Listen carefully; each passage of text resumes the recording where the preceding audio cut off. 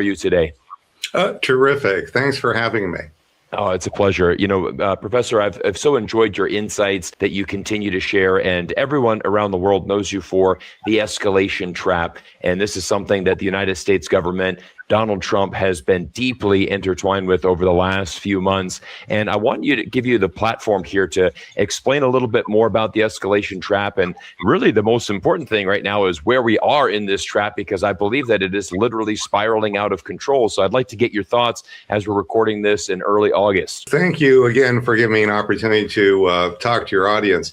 An escalation trap occurs when an attacker uses mostly air power to strike targets and is tactically successful. The bombs hit targets. In this case, bombs killed leaders, destroyed missile launchers, but the attacker becomes strategically weaker.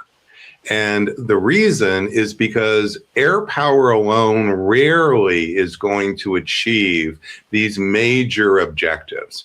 So the escalation trap, it doesn't only happen with air power, but sometimes I call it the smart bomb trap, because the illusion of control that comes with smart bombs, we have PowerPoint presentations,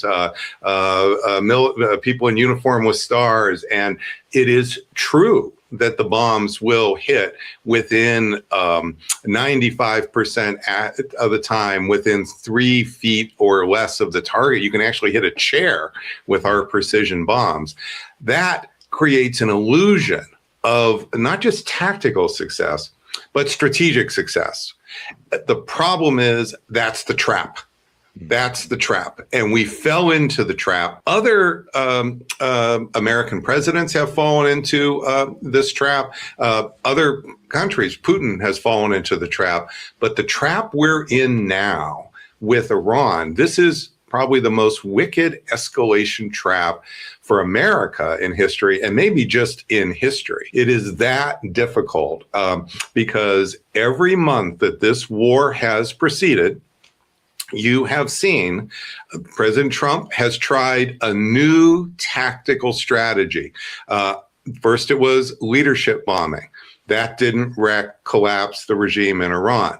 Then it was shifting over to 6 weeks of a bombing campaign against mostly military targets. These are the launcher. This was the launcher campaign.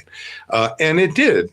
We did score some success. We were not quite as tactically successful as some might have thought, but nonetheless, we did knock out a fair portion of Iran's missiles and missile launchers.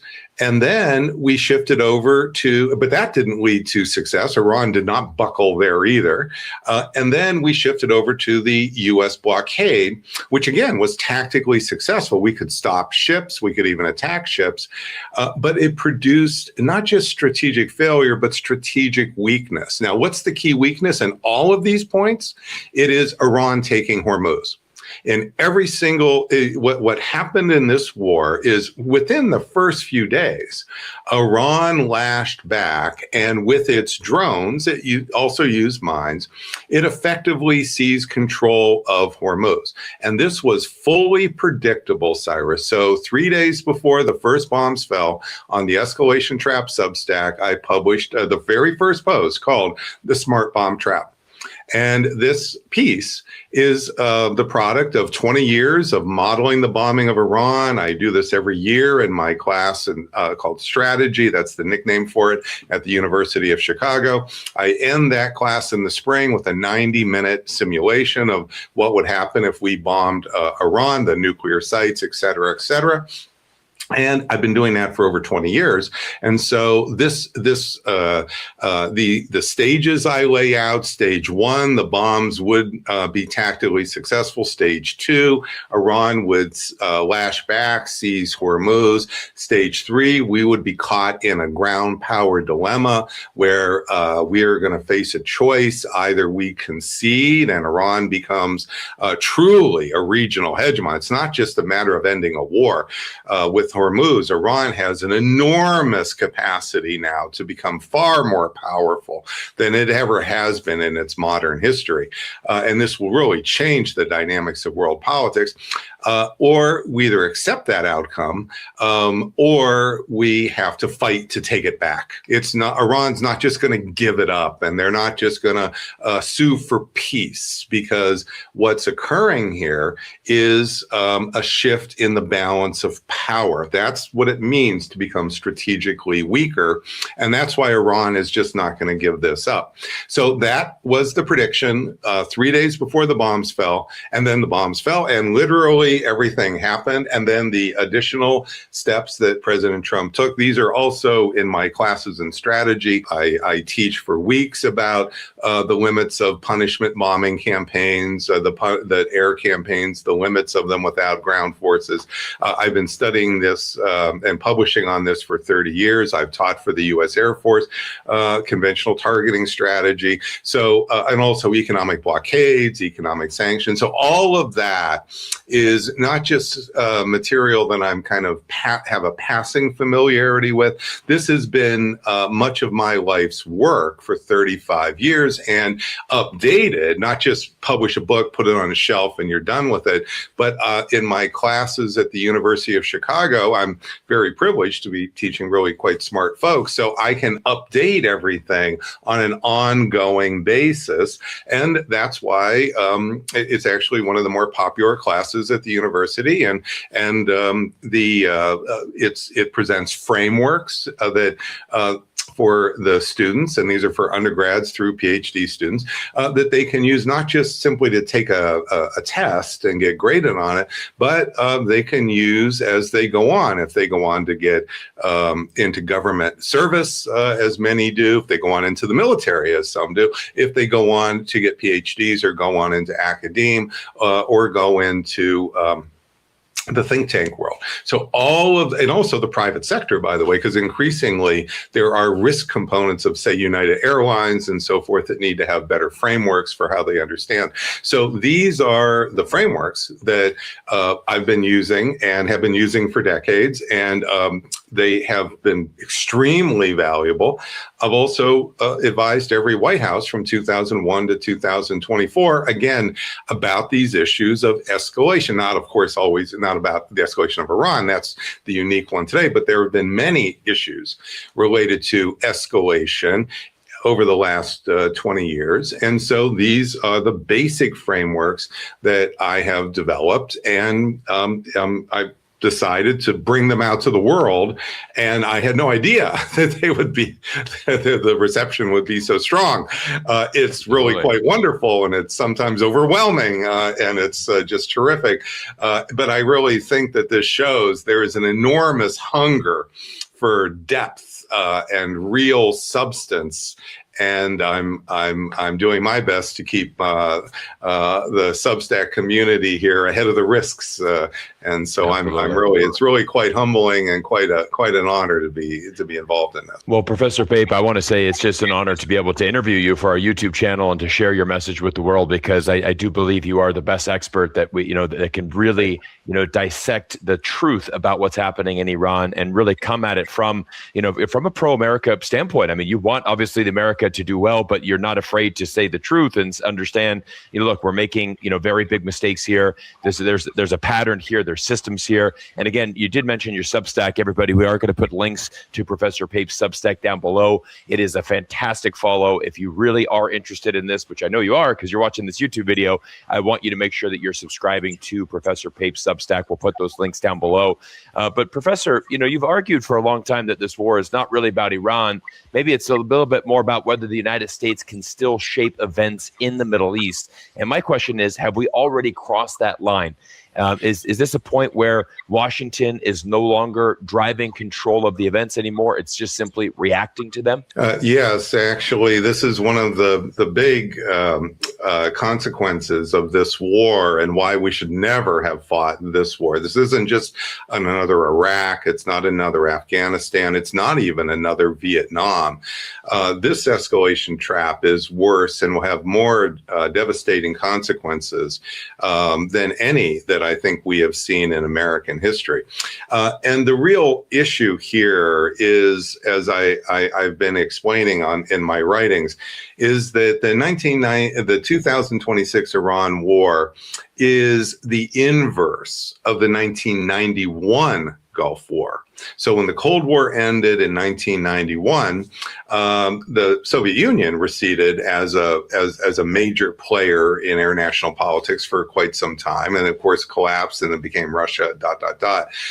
But it wasn't just the end of a Cold War. Immediately thereafter, in 1990, Saddam Hussein seized Kuwait and Iraq. He led Iraq, and Iraq had the fourth largest army in the world, 1 million troops in arms, and he took about half of those and invaded Kuwait. That's 42 divisions. They had just come out of the Iran-Iraq war for 8 years, so these are battle-hardened divisions. And it was not just taking Kuwait, but Saddam Hussein put his forces right up on the Kuwaiti border with Saudi Arabia, essentially threatening to take parts of Saudi Arabia. In other words, that would unify all the oil in Iraq, all the oil in Kuwait, and the oil in Saudi Arabia. That is that dreaded oil hegemon, and Iraq would control 22% or so of the world's oil. And notice that's almost identical to what Iran has effectively done. But back in 1990, the United States waged a war. It starts in January 1991, and in 43 days, a 39-day air war, a 4-day ground war, the United States kicked Saddam Hussein out of Kuwait, the most stunning victory that America had perhaps ever. It was really an amazingly stunning victory.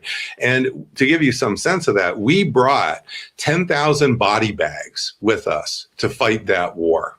And how many died? 147.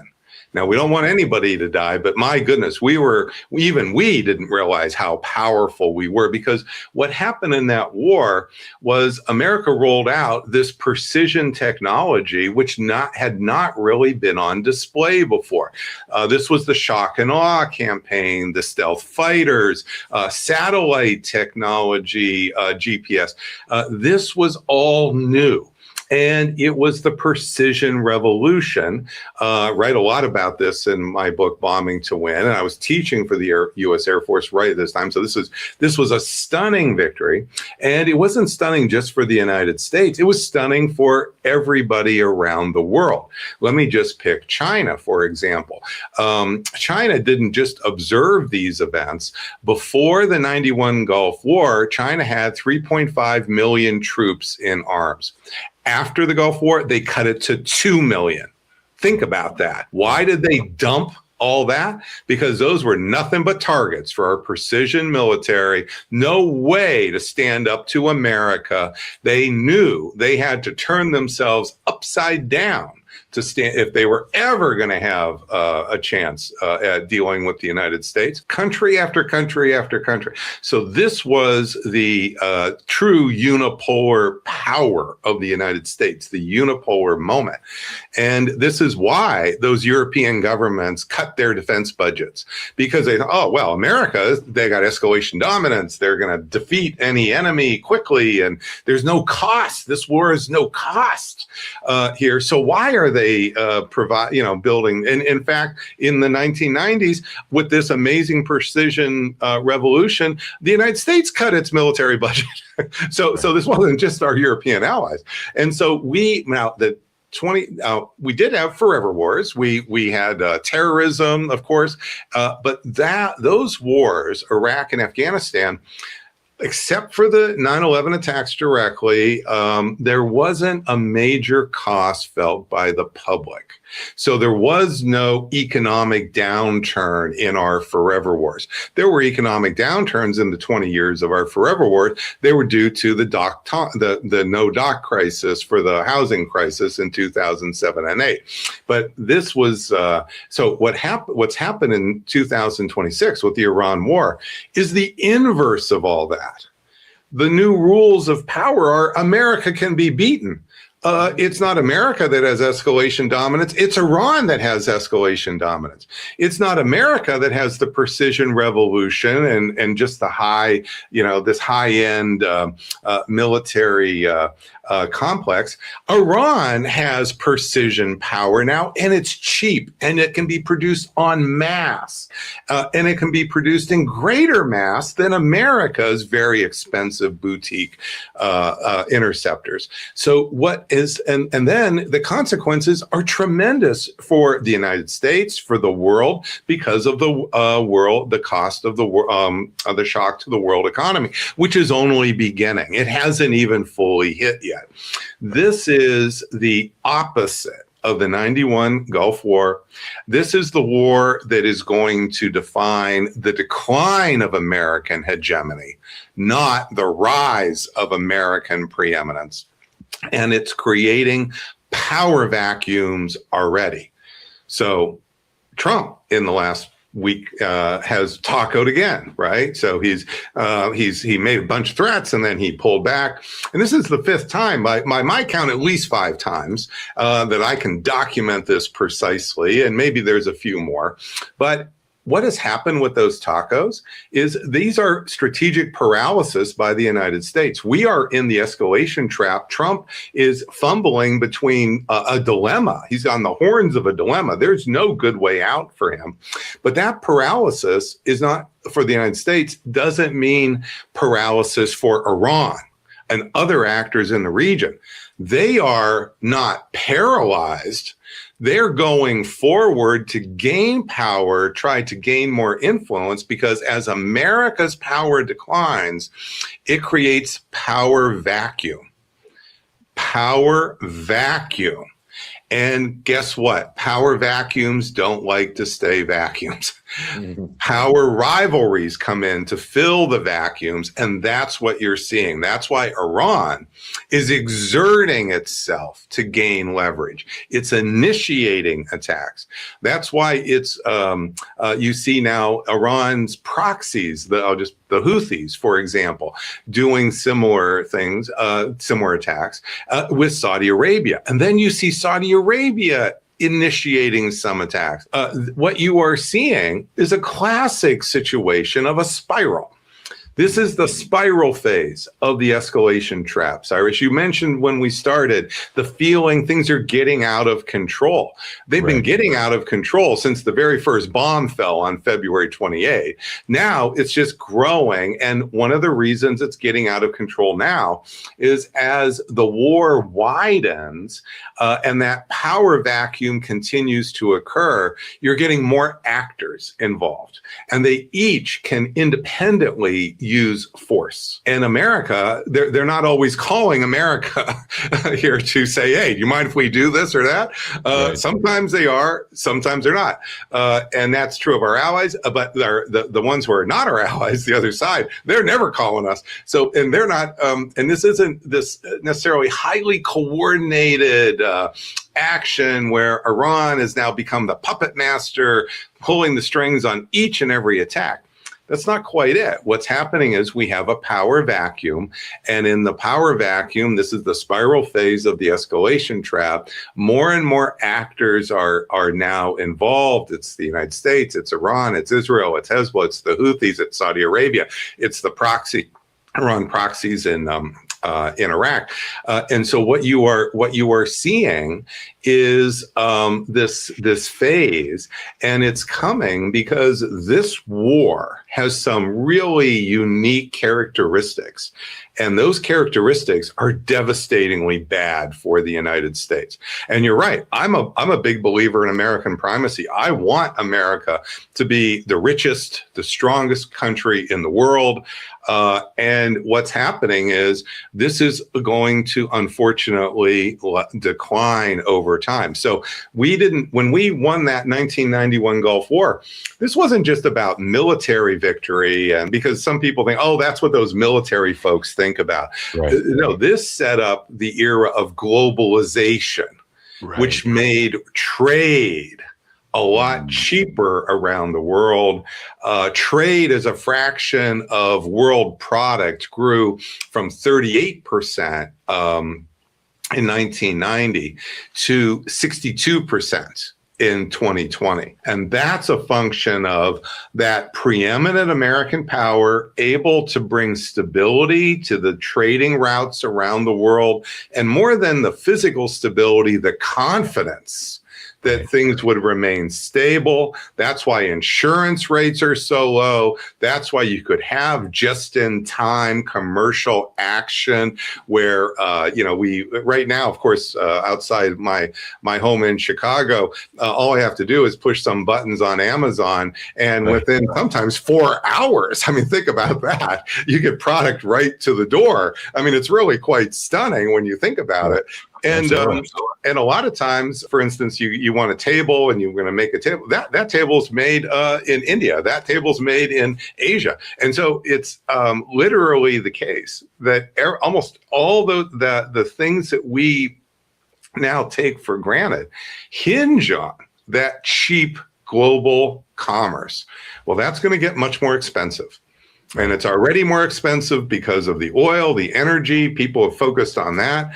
But this is going to ripple. This consequence is, it's not just America has lost power in the Middle East. Oh, my goodness gracious. Why President Xi and Trump have a summit? And what does President Xi say to Trump to his face? You are a declining power. Right. Well, what does that mean? Power vacuum. What does that mean? More tension. Someone's going to fill that vacuum.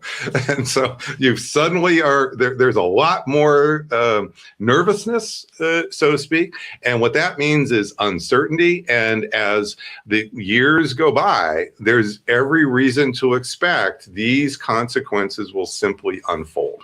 Professor, you've done a brilliant job of explaining that. And I want to kind of highlight on the tacoing from Donald Trump, because you have a great graph that you shared on Twitter, really showing the 5 times that you've documented that Donald Trump has, in fact, tacoed out of this. Of course, the latest one was just this weekend when he said, we've assembled the largest arsenal since World War II. We're getting ready to attack. We're going to attack civilian bridges, desalination plants. I mean, every piece of infrastructure. And then, of course, it gets called off. A lot of people are saying markets, manipulation, a lot of market manipulation from inside the Trump team. But I want to ask about, this potential bombing campaign. Let's just say that Trump actually does go through with this and launches, this campaign that he's tacoed out. What would success actually look like? Is it really reopening the Strait of Hormuz, or has America's objectives already become impossible to achieve? Well, let me answer your question about success in just 1 second. Let me just build a little bit on the 5 tacos here. And I want to make a point that on X, it's so abbreviated, it's hard to make points on X. So I just want to point out that in those 5 tacos, which you'll see go all the way back to March, it's not just that Trump didn't follow through with the threats. Notice that Iran has gained more and more power. Iran has become emboldened with each successive taco. So some people, and it's of course understandable that they focus on the tactical impact of the tacos with the stock market. Does this mean market manipulation? And it may well do. I don't know, but I have no reason to doubt that there's manipulation going on either. Right. But there's something broader happening as well, which is that Iran is gaining confidence. And it's gaining confidence because at each step, each taco for Iran equates to deterrence by Iran. And that means it can take another step. And if you just sort of look at Iran's shift from survival to ambition over these months, where it's gaining leverage and using it more and more in the region. I just mentioned the Houthis, for example. Right. What you are seeing is a real strategic negative consequence to the tacoing that is reinforcing everything else that I just explained. Now, if we talk about the what counts as success, right. So there's no doubt that that the straits of Hormuz being controlled by Iran is the core issue at the moment, even in some ways bigger than the nuclear program. Although wouldn't take that one completely off the table. But what would success mean? Success would mean, as President Trump is saying, that Hormuz goes back to normal. It is open in a way in which it was before February 27th, February 28th, which means normal commercial traffic going through. Now, maybe it wouldn't have to be 100% normal, 130 ships, but at least somewhere around 100, 50 in, 50 out, that sort of thing on a daily basis. That's what would count as normal. Now, who defines that, by the way? That is not defined by the president of the United States, although he or future she may say something about that. Ultimately, it's defined by commercial shippers. They're the ones who have to take the risk to go through. And right now, there are some ships getting out of Hormuz. It's basically they're escaping prison while the prison guards are shooting at them. Okay, but there's very few coming back in. So there's no prison break to get into Hormuz. There's a prison break to get out of Hormuz. And you can see that it might be risky to take a risk to get out of Hormuz now, but is it going to be any less risky a month from now? You see, so people tracking this by how many, and even the ones getting out are very, very few. So what you are seeing here is that it's the commercial shippers themselves that define victory. Now, is it possible that the United States could physically open Hormuz to bring it back to normal? Well, the operative time frame is actually between now and the midterms. It's not between now and forever. So it's not the military planner say, just give me carte blanche for 10 years and I'll do this. No, it's between now and the midterms. And why is that? It's because if there is no substantial progress to opening Hormuz by the midterms, then we have every reason to believe the world's economy is going to continue to get worse, and the Democrats will then reap the benefits of this politically. They'll win one or both houses of Congress. And what has been the big Democratic mantra? End this war. And if they do control both houses of Congress, how could they end the war? The same way Congress ended the Vietnam War in 1974. See, most people don't know that the Vietnam War ended. They know that. But it's not because the president decided to end the war. Congress cut off the money in 1974. Now, it took a few more months after that because there was money in the pipeline to fully end the war. However, that's what really ended the war. There was an actual ending here by Congress. And Congress, in Article 1 of the Constitution, controls the purse. It also controls the power to make war. So this is where the real time frame is. Now, between now and the midterms, the odds of, I think, opening Hormuz are infinitesimal, so small as to be zero. And why is that? It's because the Shahed drone, the 136 Shahed drone, which is the prime tool that Iran is using to close Hormuz, is relatively small. It's about the size of a king-size mattress. This is not the size of a giant 747. It's a king-size mattress. It is relatively cheap. It's made with components a lot like cell phone components right here. And it has a range of between 500 and 1,200 miles. And I'll just use the shorter range here. What that means with a range of 500 miles is that Shahed drone, again, it's about the size of a king-size mattress.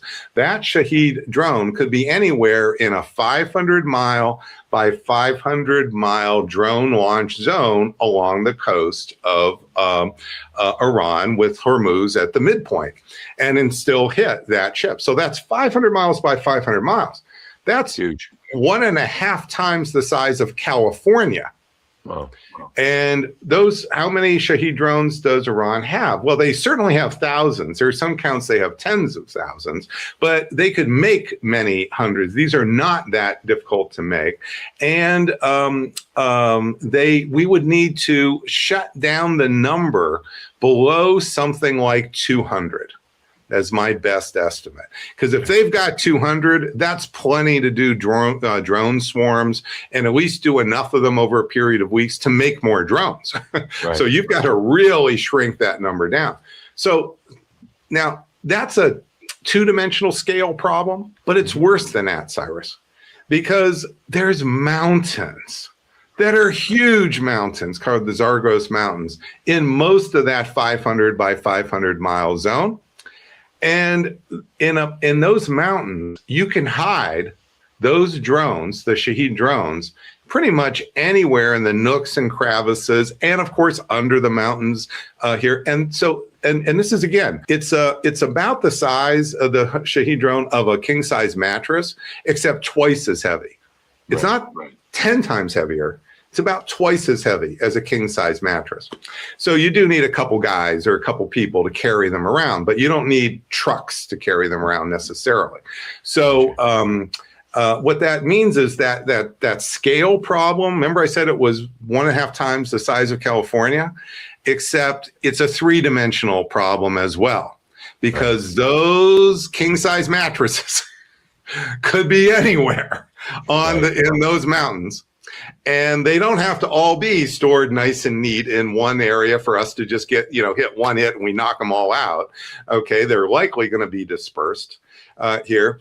And so think about it as the mountains are like a skyscraper, like the Empire State Building, except the Zagros Mountains are 10 times the height of the Empire State Building. Jeez. And the Empire and those drones, that king size mattress can be in the basement of the Empire State Building. It can be on the ground floor. It could be on the 10th floor. It could be on the 17th floor. Right. You get my point. So, and so you really have to scour this. And then, do you know how many Empire State Buildings you can fit in that 500 by 500 mile area? 1.6 million. Jeez. This is what we're talking about. 11,000 Manhattans. That's our problem.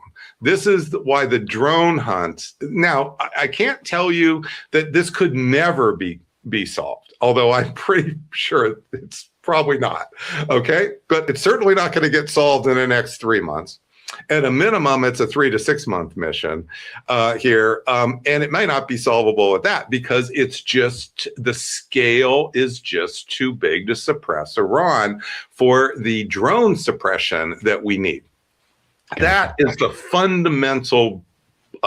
I think this is actually, Cyrus, the $64,000 issue that needs to be brought to the public, because the public knows things aren't going well, okay?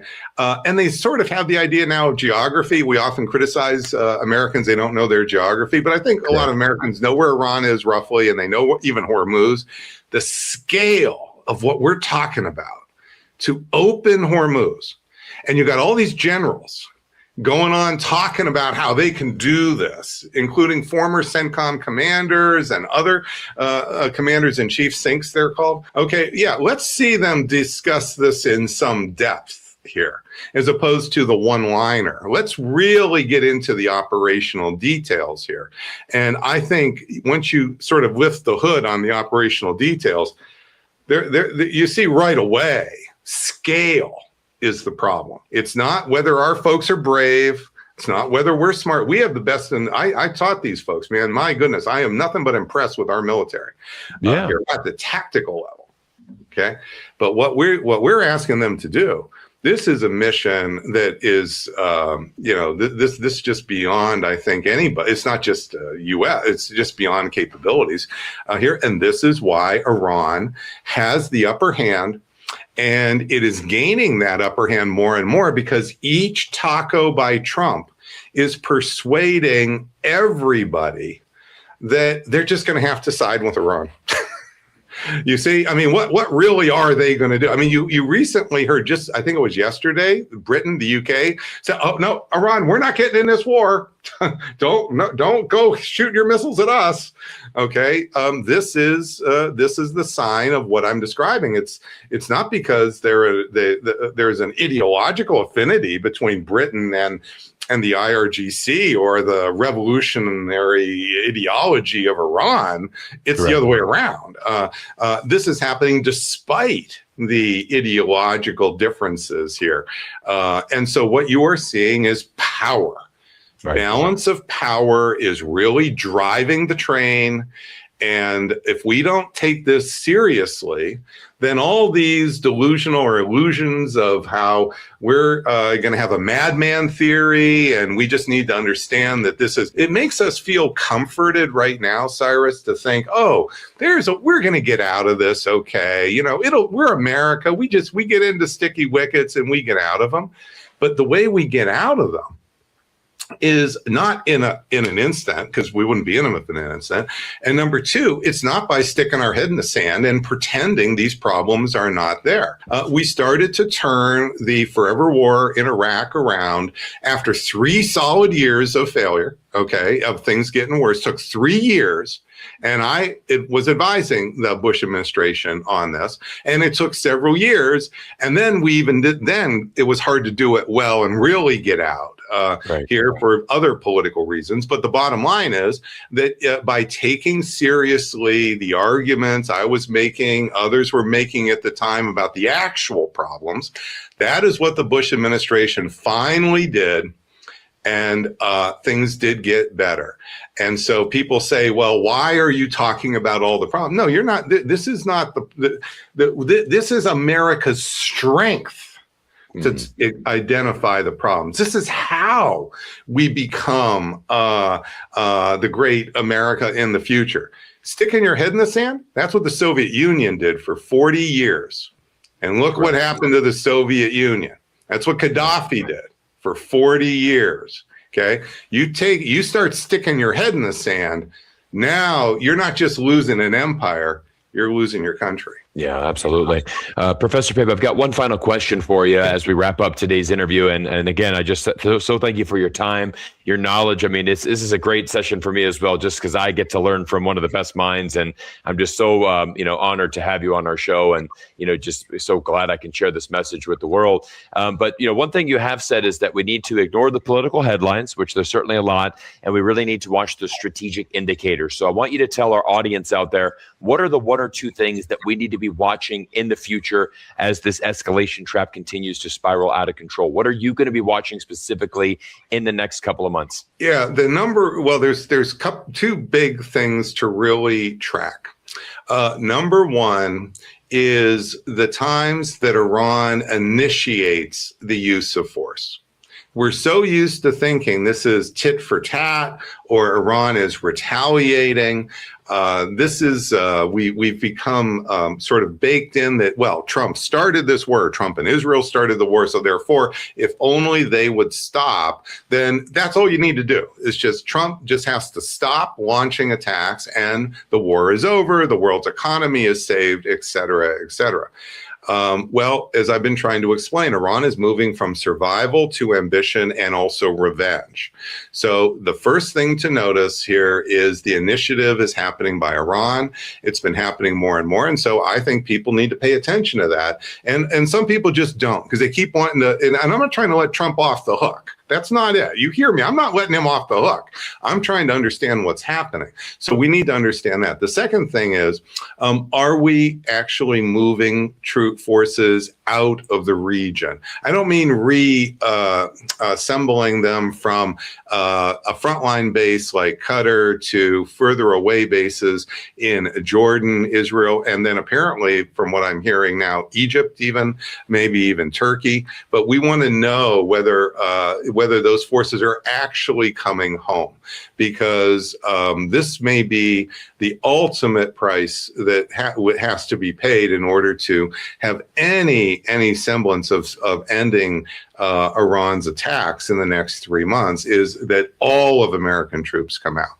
I would not advocate for that at the moment. I would like to see if we could develop still a longer term balancing policy here. But the truth is that those days are quickly passing us, because we have continued to make strategic mistake after strategic mistake.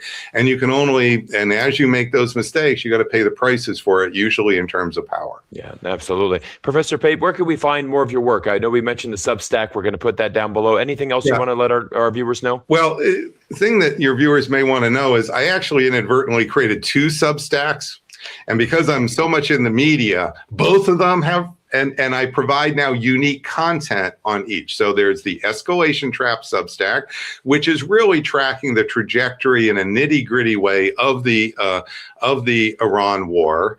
And then there's also the Professor Pape Substack, which is looking at more the global implications.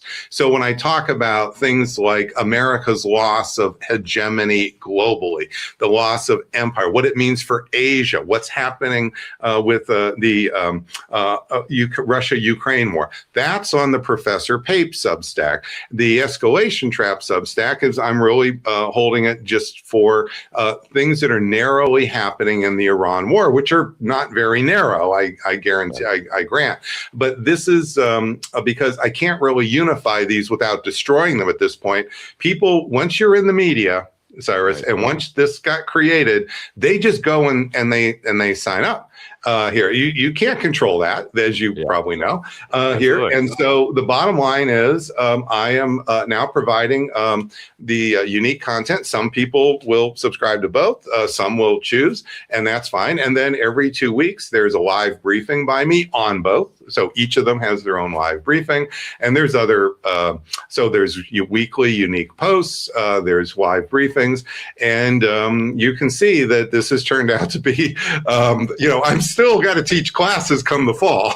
So this has turned out to be, there's, people think professors don't do a lot of work. Well, this is turning out to be several full-time jobs. That's right. You've got 3 full-time jobs right now. So, well, Professor, we're going to put links to both of your Substacks down in the description below. So everybody, please make sure that you check those out. Again, Professor Robert Pape from the University of Chicago, thank you so much for your time today. And everyone, thank you for making it to this point of the interview. Make sure you click the links down below, and we'll see you all in our next episode soon.